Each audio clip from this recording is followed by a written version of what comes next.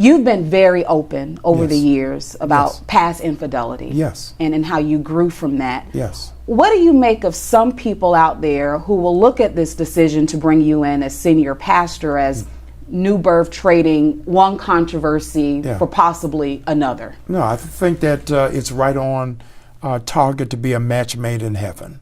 Who else could help lead a church through scars and pain if you've never done so yourself? Being a pastor must be one of the hardest jobs in the world. First of all, you're representing a perfect God as an imperfect man. Second, overall, you're working with many different people in many different capacities in the ministries of that church. And third, yes, you will have people who are always trying to get your attention, including women. Booty clapping sounds! Rewind, Nemo! Let's go back to the first part. Jamal Harrison Bryant is one of the more talented pastors in the black community, originally getting his start at the Empowerment Temple, which is the church that he started.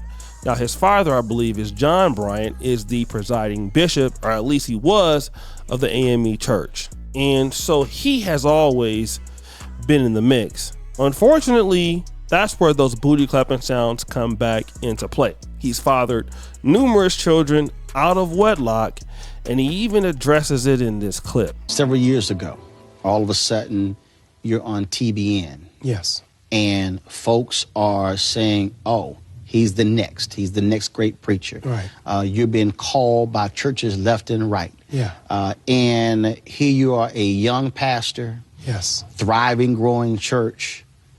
And all of a sudden, those temptations meet you head on. Well, I didn't have a litmus test. You had to understand, I was a national televangelist since I was 29. And the whole world had opened up for me.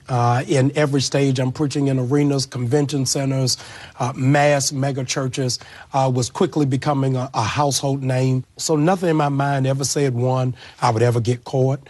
Number two, that my wife would ever leave. Number three, that my church would tank out. Walk us through. What happened? I stepped rolling outside of my marriage and had a extramarital affair that ultimately ended in a divorce to an incredibly wonderful woman, not because anything was flawed in the marriage or in her, but in my own immaturity for the level that I was getting ready to go into. But what makes it even worse is that the church that he ended up taking over, New Birth Baptist Church, also had a scandal. Remember, that was also talked about in the beginning of the clip. And he took over for Bishop Eddie Long, who himself was accused by a lot of young men for, well, doing some of the same things Jamal Harrison Bryant did. And when he was confronted with all of this stuff and he eventually settled out of court, this is how Bishop Eddie Long addressed it. I have never in my life portrayed myself as a perfect man. But I am not the man that's being portrayed on the television. Oh yeah, he said he was gonna fight it all right and ended up settling out of court because his ass was guilty. And then a few years later, he ended up dying, R.I.P. So New Birth Missionary Baptist Church has this particular taint upon the good name of the church. And Jamal Harrison Bryant has been doing his job to make sure that stain is there. And he does it by many different ways. Allegedly by carrying on affairs in which he said he would stop doing, and unfortunately fathering or allegedly fathering more kids since he left his wife. But anyways, let's get back to the news story. The news story is that there is a new young lady on the scene by the name of Dr. Carrie Turner. She is also known as the beautiful co-pastor with the BBL. And looking at her pictures, oh my God, she's working with something. And she got promoted to co-pastor of New Birth Missionary Baptist Church, going up the ranks as Jamal Harrison Bryant elevated her. But let's check out the clip from Tasha K and see what's going on here. Saw Jamal Bryant hand in hand with this beautiful BBL Dr. Carrie here, who is his, Carrie Turner, who is his co-pastor at New Birth. He promoted her from emerging pastor to youth pastor to now she is co-pastor, and she is on trips with him in Fort Lauderdale on the church's money, and they get a little put and dip on the side. Okay. And so, and have been, according to sources, since 2017. Now, apparently the church and a lot of people that used to work for the church and stuff have thanked me because they have been trying to figure out, first, what happened to Tweet?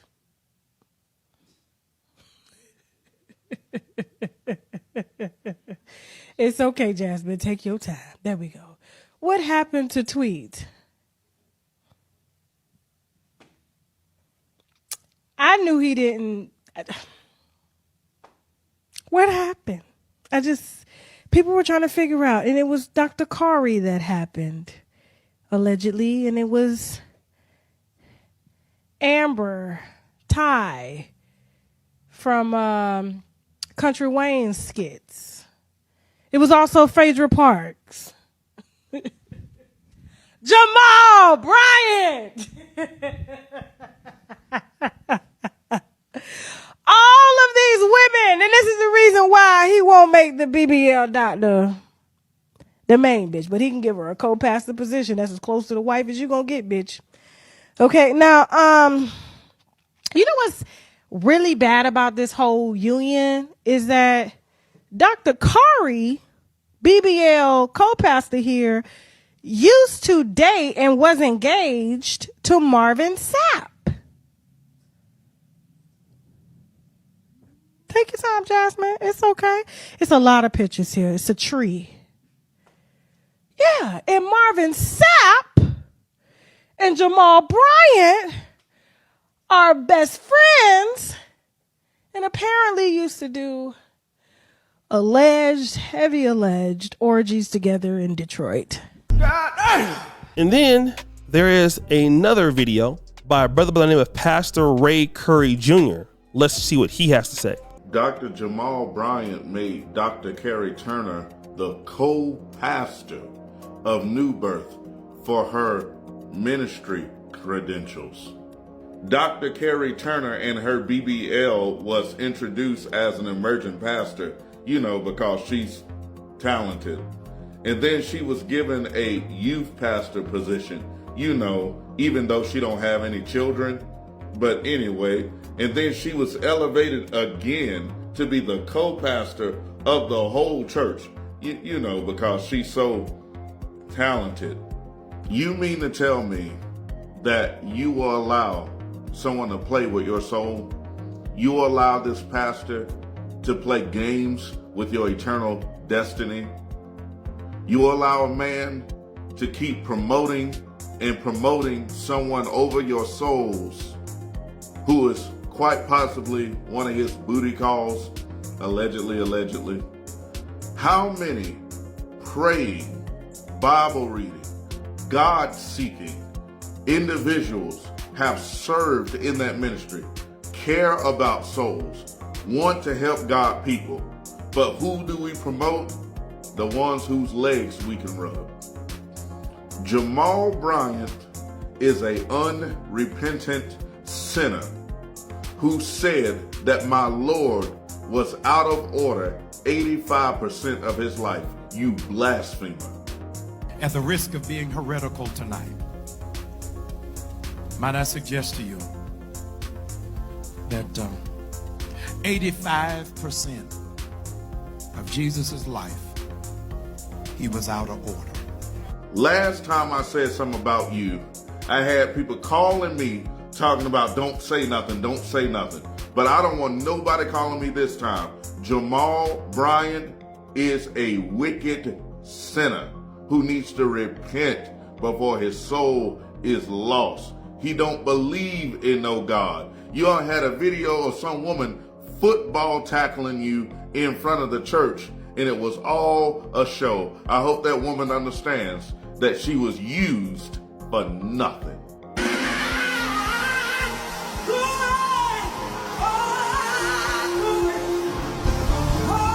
I'm Pastor Ray Curry of The Unction. You can follow me here also. Come to our YT channel. We're going to talk about this issue and much more. I'm tired of this. So first of all, there are a lot of people who believe that women should not be preaching in the church. And, you know, I don't even want to get into all of that. I think I've talked about that here on the channel before. But what I think that is so interesting is how the lady is presenting herself in the pulpit. Dr. Carrie Turner looks like, I don't know, a city girl.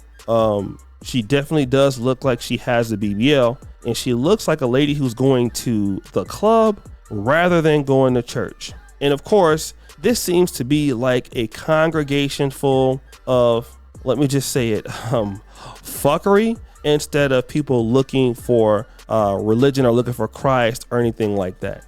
But what it does seem like is, well, maybe there's a relationship going on with Jamal Harris and Bryant and Carrie Turner, because damn, she sure is being elevated very fast. And if you look at her, yeah, she is quite the looker. And definitely there's allegations going on that booty clapping sounds. Yeah, he's off in those cheeks, and I probably see why he is. Unfortunately, what we have to understand is that when the leadership of the church behaves like this, the question I want to know is, how can you hold members accountable? And I don't think that this is about holding members accountable. This is about getting more money into the church, because ever since COVID, church membership has probably declined, and Atlanta is a very competitive market. Getting a woman co-pastor will bring in more women. That gives them more money. And of course, that is probably what Jamal Harris and Bryant cares about, which is the bottom line, which is the dollars.